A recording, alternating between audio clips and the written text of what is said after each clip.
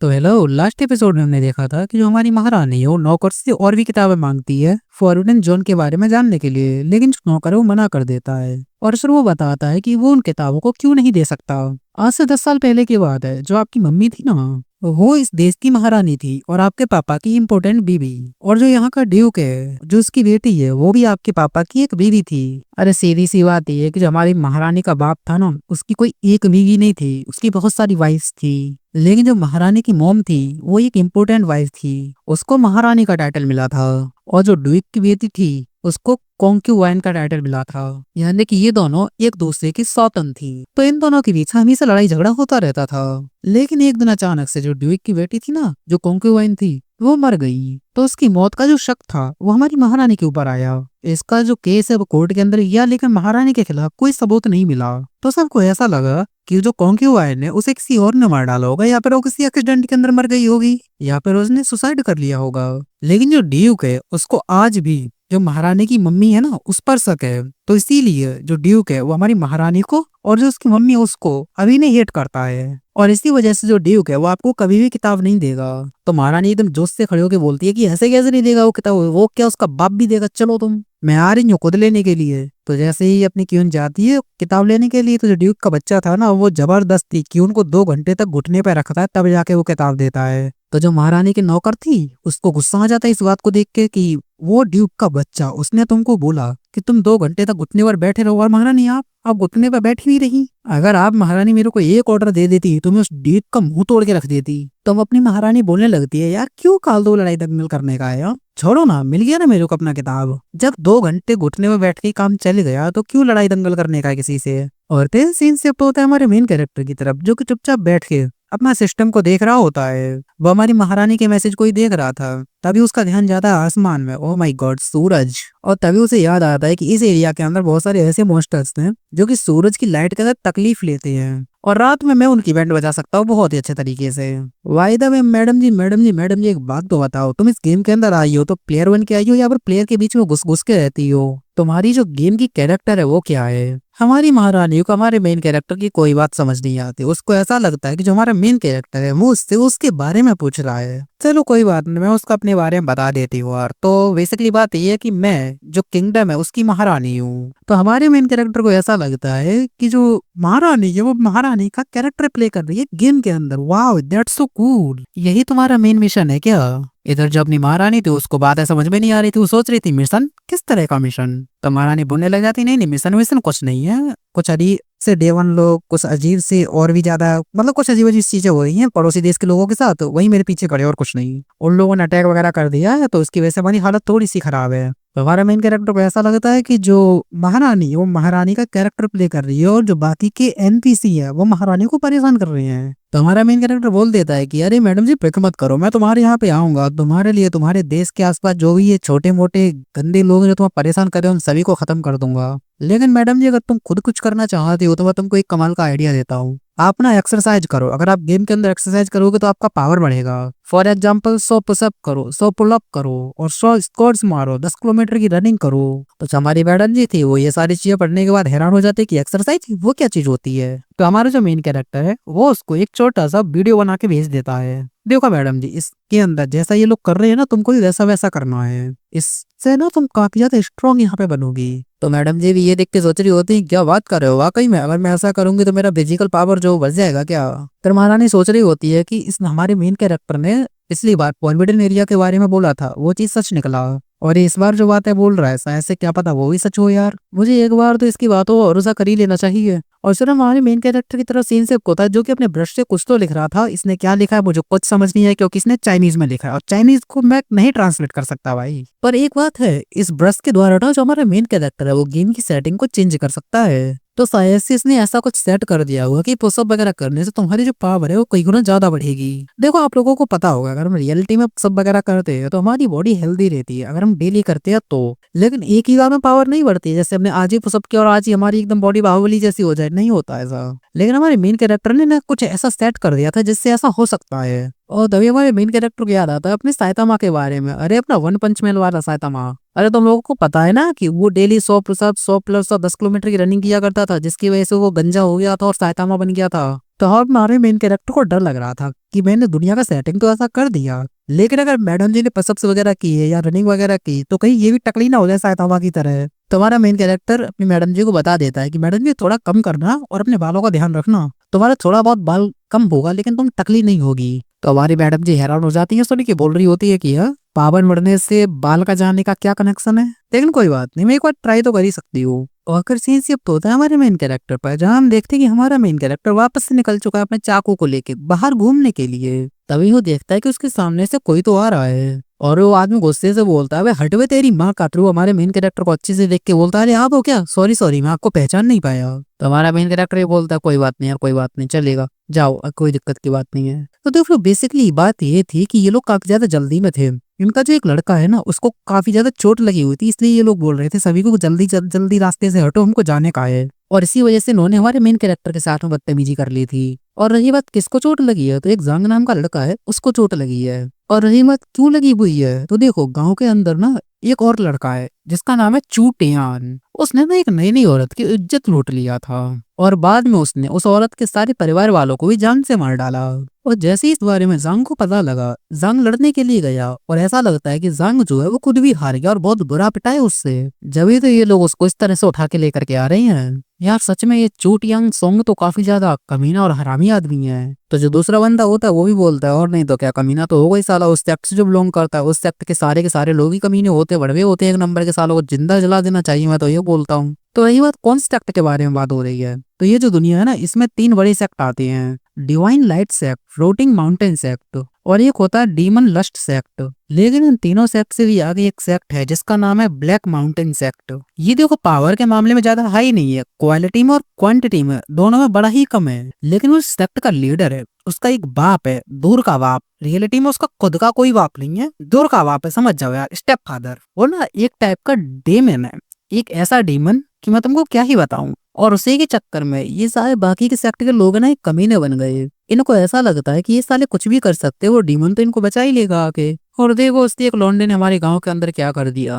तभी उन लोगों का ध्यान हमारे मेन कैरेक्टर की तरफ ही चला जाता है। वो बातें करने लग जाते हैं आपस में कि अभी साला ये तो वही है ना जो दिन रात अपने चाकू को घुमाता रहता है। तभी लड़कियां ही बोलने लगती है, लेकिन कुछ भी हो ये हैंडसम तो बहुत ही ज्यादा है। तो जो बाकी के लड़के होते हैं बोले लग जाते हैं, अरे बस भी कर यार, कितना कब तक हैंडसम हैंडसम हैंडसम, अचार डालेगी क्या उसके हैंडसमनेस का। नहीं तुमको लगता क्या है ये चूटियांग सोंग को हरा पाएगा। हाँ, और एक सीन शिफ्ट होता है गेम के अंदर। हमारा मेन कैरेक्टर आ चुका था, वो अपना मिशन वगैरह कंप्लीट कर रहा होता है। ओ माय गॉड, ये क्या आइटम है, जो भी कुछ भी है बड़ा कमाल का लग रहा है, और ये मार डाला मैंने इसको। अब मुझे जो कोई भी दिखेगा मैं सबको मार डालूंगा। और हाँ, वो चड्डी बुरा वाले मॉन्स्टर थे ना, वो अभी भी हमारे मेन कैरेक्टर के पीछे पड़े हुए थे।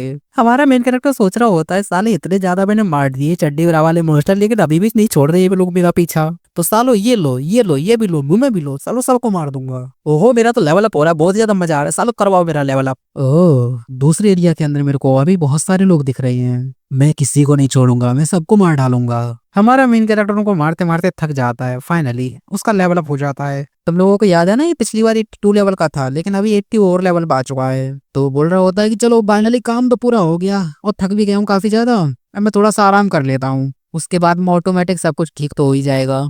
अभी सीन शिफ्ट होता है महारानी की तरह। महारानी अपनी आंटी से पूछ रही होती है कि आंटी आप ठीक तो हो ना। तो जो आंटी जो होती है वो बता देती है कि या आई एम फकिंग ओके, मुझे कोई दिक्कत नहीं है। अरे तुमने जो मेरे को पिछली बार दिया था ना लाके जड़ी बूटी वगैरह, उसको मैंने खाया और मैं अच्छी तरह से ठीक हो गई। तुमने महारानी बोलती है, अरे बहुत ही बढ़िया, अब जब बैटल होगा ना तो हमको तो टेंशन लेने की जरूरत ही नहीं है, आप तो बड़ी आसानी से जीत जाओगी। तो जो आंटी होती है वो बताने लग जाती है, नहीं यार ऐसा मुश्किल है, मुझे ना जीतने के चांसेस कम लग रहे हैं। क्योंकि वो क्या है ना कि अभी भी खबर आया है उनका जो प्रिंस है जिसके साथ मैं अभी बैटल करने वाली हूँ, वो ना हाई ग्रेड का पिल मंगा रहा है, और कोई ऐसा वैसा पिल नहीं, ब्लड सीलिंग पिल को मंगा रहा है। तो ये सुन के महारानी चौंक जाती है क्या, और पीछे जो बॉडी गार्ड थी वो भी गुस्सा कर रही होती है कि साले कितने ज्यादा कुत्ते, कितने ज्यादा हरामी, कितने ज्यादा कमीने लोग हैं, एक नंबर के चीटर है, चीटर साले। इन लोगों से सालों से सीधा सीधा बैटल करने को नहीं हो रहा, पिल वगैरह का यूज करने का सोच रही हैं। और अपनी महारानी तो बहुत बुरी तरह से डरी पड़ी होती है, वो बताती है हमको कि वो कोई पिल ऐसा वैसा नहीं है, उसकी पावर इतनी ज्यादा है कि अगर तुम उस पिल को एक बार खा लेते हो तो 2-3 दिन के लिए तुम्हारी पावर इतनी ज्यादा बढ़ जाएगी, इतनी ज्यादा बढ़ जाएगी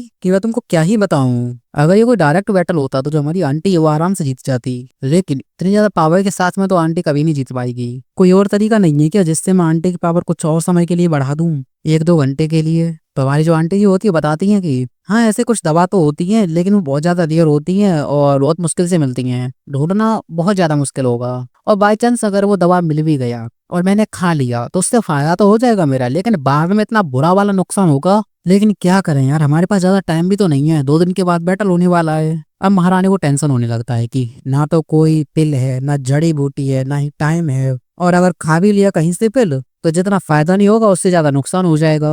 और मैं नहीं चाहती कि आंटी जी का इतना ज्यादा नुकसान हो, तो मैं क्या करूं क्या करूं क्या करूं। और तभी महारानी को हमारे जो मेन कैरेक्टर की बात थी ना वो याद आती है। तो ये सभी को बोलते ही चलो चलो मेरे साथ सभी लोग, आंटी तुम भी फॉरवर्ड एरिया के अंदर चलो। सीन शिफ्ट होता है हमारे मेन कैरेक्टर की तरफ, वो अपने सेक्ट के लीडर के पास आता है और बोल रहा होता है कि हेलो लीडर क्या हाल चाल। तो जो लीडर होता है वो बोलने लगता है कि वाह बेटे वाह, फाइनली तेरे को याद आ भी गया कि तुम्हारे सेक्ट का कोई लीडर भी है। और ये जो लीडर है ना ये वैसे एक जासूस हुआ करता था। तो हमारा मेन कैरेक्टर हमको बताता है कि आप भी सोच रहे होगे कि ये एक लीडर जासूस कैसे बन सकता है। तो ये जो लीडर है ना डायरेक्ट जासूस बन के नहीं आया था हमारे यहाँ पे। जब ये सेक्ट में ज्वाइन हुआ था तभी एक गरीब लाचार था, फिर इसने धीरे धीरे करके मेहनत किया और पे आउटर डिसाइबल बना, फिर ये इनर डिसाइबल बना, फिर ये एल्डर बन गया, और एल्डर बनने के बाद ये लीडर भी बन गया। अब आप लोग ये सोच रहे होंगे कि ये लीडर भी बन गया और ऊपर से जासूस भी है तो ये तो सेक्ट को बर्बाद कर सकता है ना, लेकिन ऐसा नहीं हुआ। जिस सेक्ट का ये जासूस था ना वो सेक्ट वाले खुद ही भूल गए कि ये हमारे सेक्ट का जासूस था। इसने पता है मैसेज भी भेजा था अपने सेक्ट के अंदर कि हेलो गाइस मैं आपका जासूस हूँ और मैं लीडर यहाँ पे बन गया। तो इसके सेक्ट वालों ने बोला कि अब तो है गॉड, अब तो जानते ही नहीं है। और ये सुनते ही इसको बहुत ज्यादा बुरा लगा, तो इसने ठान लिया कि अब इसे कोई काम ही नहीं करना। और फिर इसने एक और लेटर लिखा कि तुम सबकी माँ का सालों किसी को नहीं छोड़ूंगा अब मैं, अगर तुम लोग मेरे पर भरोसा करते ना तो मैं इस सेक्ट को बर्बाद कर देता, लेकिन अब मैं इस सेक्ट का लीडर बन गया, तुमने मेरे पर भरोसा भी नहीं किया तो अब मैं इस सेक्ट को आबाद कर दूंगा। और तब से लीडर बन के रह रहा है और ये खुद भी भूल गया कि ये एक जासूस है। और वो जो लीडर है वो हमारे मेन कैरेक्टर से बोलता है कि सुन मेरी बात, 15 दिन बाद हमारे सेक्ट के अंदर फाउंडेशन बिल्डिंग कंपटीशन होने वाला है और इस टूर्नामेंट के अंदर आसपास के सेक्ट के सभी लोग आने वाले हैं और हमारे सेक्ट के बंदे भी इसके अंदर पार्टिसिपेट करेंगे। तो इस सब को अरेंज करने के लिए ना हमें किसी बंदे की जरूरत थी और बाकी के जितने भी लोग हैं वो सारे के सारे अपने अपने काम में बिजी हैं। तो तू, हाँ तू अभी के लिए फालतू है, अरे मेरा मतलब बिजी नहीं हो, तो ये जो काम है मैं तुमको देना चाहता हूँ। तो हमारा मेन कैरेक्टर ही बोलता है सच्ची में? तो लीडर भी बोलता है कि या बच्ची में ले लो ले लो ले लो, कोई दिक्कत नहीं है। असल में लीडर अपने मनी मन में ये सोच रहा था कि वो जो टूर्नामेंट है ना उसके अंदर जाते क्यूआई रिपेयरिंग लेवल के बंदे ही आते हैं और जो इम्पोर्टेंट डिसाइबल है वो ऑलरेडी फाउंडेशन बिल्डिंग रिलम पे जा चुके हैं, तो वो लोग जो है कंपटीशन के अंदर पार्टिसिपेट नहीं कर सकते। ये इकलौता ऐसा लड़का है जो इम्पोर्टेंट भी है और क्यूआई रिपेयरिंग लेवल पर भी है, तो यही ठीक है। और जो जीतेगा ना उसको एक स्पेशल रिवॉर्ड भी मिलेगा और उस रिवॉर्ड द्वारा फाउंडेशन बिल्डिंग लेवल पर लेवल अप भी किया जा सकता है। तो प्लीज यार मना मत करना। तो हमारा जो मेन कैरेक्टर मना नहीं करता, वो हाँ बोल देता है कि ओ ये बहुत ही बढ़िया। वो ये सोच रहा होता है कि अगर मैं कॉम्पिटिशन जीत गया उससे जो रिवॉर्ड मिलेगा उससे बेच के मैं पैसे कमा लूंगा। सीन शिफ्ट होता महारानी की तरफ, जो परविडन भेजा था ना गेम का, उसके अंदर वो अपने बंदों को लेकर के आती है तो उसका बंदा एक कुछ करता है और वो बोलता है कि वाकई में यार मेरा जो पावर है वो बड़ा बड़ा लग रहा है। और फिर वो गंदा बोलने लग जाता है कि अगर मैं 1 घंटा कल्टीवेशन करता ना तब मेरी जाके इतनी पावर बढ़ती जो एक पुशअप से ही बढ़ गई। और सभी लोग अपना कैलकुलेट वगैरह करके बताते हैं कि अगर हमने 24 सब किया तो वो 1 दिन के कल्टीवेशन के बराबर होगा, और अगर हमने 100 कर दिया तो लगभग 4 दिन के बराबर है। वो वाकई में यार मेरा तो लेवल अप भी हो गया, मैंने तो सिर्फ अभी तक 50 की किया है। और ये देख के सब लोग पागल हो जाते हैं, कि पागलों की तरह सब लोग सब करने लग जाते हैं और कि सब करते करते लोगों की पावर बढ़ने लगती है। फिर हमारी जो महारानी थी वो आंटी से पूछते हैं कि अरे आंटी जी काम वगैरह हो रहा है अच्छे से? तो आंटी जी बोलते काम हो रहा है, बहुत मजा आ रहा है कसम से, 1-2 लाख बार पुशअप कर लूंगी मैं, फिर तो बहुत ही जल्दी हाई लेवल पे चली जाऊंगी, फिर मेरे को बैटल के अंदर तो कोई भी नहीं हरा पाएगा। लेकिन याद है हमारे मेन कैरेक्टर का डर, उसने क्या बोला था कि अगर तुम ज्यादा पुशअप करोगे तो सायतामी की तरह बाल झड़ने लग जाएंगे। तो आंटी जी के बाल झड़ने लग जाती है। तभी आंटी जी बताती हैं यार मैंने एक बार नोटिस किया, मैं जितना ज्यादा पुशअप करती हूँ मेरा बाल उतना ही ज्यादा कम होता जा रहा है। तो महारानी सोचती है हाँ उस लड़के ने बोला तो था कि थोड़ा सोच समझ के और अच्छे से करना, क्योंकि बाल गायब हो सकते हैं। तो इस बात से बाकी के लोगों को घट्टा बरकड़ी पड़ता है, वो बोल रहे होते हैं कि अगर हम टकले भी हो जाए तो भी कोई दिक्कत की बात नहीं, हमको तो पावर चाहिए, पावर ऑफ। फिर सारे लोग शुरू हो जाते हैं पुशअप करने के लिए। सीन मेन कैरेक्टर की तरफ शिफ्ट होता है जो कि कोविड एरिया के अंदर वापस आ चुका था। वो देखता है कि हमारी महारानी ने उसको मैसेज किया है, तो वो पूछता है कि हेलो क्या हालचाल, क्यों मैसेज किया? तो महारानी बताती है कि अरे तुमने जो ऐसा कहा था ना हमने वैसा ही किया, और मेरी आंटी का क्या ही लेवल अप हुआ यार, मेरी आंटी ने बैटल भी किया और वो जीत भी गई। तो ये सब करके हमारा मेन कैरेक्टर बोलता है कि बहुत ही सही है यार, अच्छी बात है ये तो। हमारा मेन कैरेक्टर अब सीधा पॉइंट पे आके बोलता है कि यार भाई साहब एक बात बताओ ना, कब मेरे से मिलोगी और कहाँ पर मिलोगी। तो महारानी बोलती है अच्छा तो तुम मिलना चाहते हो तो बताओ टमाटर के पेड़ के पीछे मिलोगे क्या।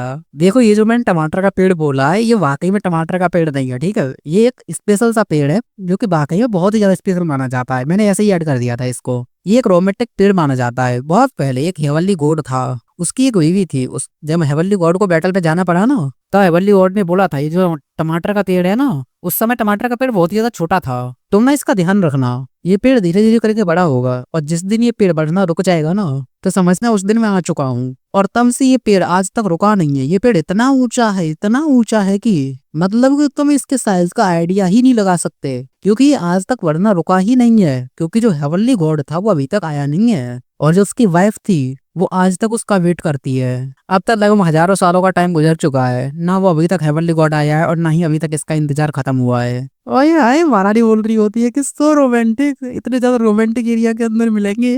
अब देखो ये जो जगह थी ना ये है गेम के अंदर, लेकिन हमारे मेन कैरेक्टर को ऐसा लगता है कि जो मैडम जी है वो रियलिटी में एग्जिस्ट करती हैं और रियलिटी के अंदर ऐसा कोई टमाटर का पेड़ है ही नहीं। हमारा मेन कैरेक्टर सोच रहा होता है ऐसा मेरे को कोई आइडिया तो है नहीं इस बारे में। तो महारानी जो थी बोलने लग जाती है यार साउथर्न वेस्ट एरिया के अंदर देखो ना, वहां तुमको दिख जाएगा। जैसे हमारा main character southern west area में देखता है उसको बहुत बड़ा पेड़ दिख ही जाता है। हमारा मेन कैरेक्टर सोच रहा होता है कि हाँ वाकई में ऐसा कोई पेड़ भी है क्या, मैंने तो कभी नोटिस ही नहीं किया। आना मैं तुमसे मिलूंगा, हम दोनों मिलके बारबेक्यू बनाएंगे। और महारानी और भी ज्यादा शर्मा जाती है कि आए आए इतने ज्यादा रोमांटिक एरिया के अंदर हम लोग बारबेक्यू भी बनाएंगे। ठीक है डील रहा, हम लोग मिलेंगे कुछ दिनों के बाद। और फिर सीन शिफ्ट होता कुछ दिनों के बाद। हमारा मेन कैरेक्टर अपने चाकू को फिर से घुमाने के लिए लेके गया था। जब बाकी के लोग हमारे मेन कैरेक्टर को देखते हैं वो फिर से बोलने लग जाता है कि ये ले साला 2 दिन बाद कंपटीशन होने वाला है और ये अपने चाकू को घुमा रहा है। मैंने सुना है कि ये कंपटीशन का इंचार्ज है, लेकिन यार देख रहे हैं इसको, ये इतना टाइम पास काय को कर रहा है। तो दूसरा बंदा बोलता है वो चाहे टाइम पास करे या तेरी गर्लफ्रेंड को छेड़ या तेरी बीवी लेके भाग जाए, तेरे बाप का क्या जाता है इसमें। जब तेरे को इतना ज्यादा शौक है ना फालतू बोलने का तो जा तू जाके कर ले।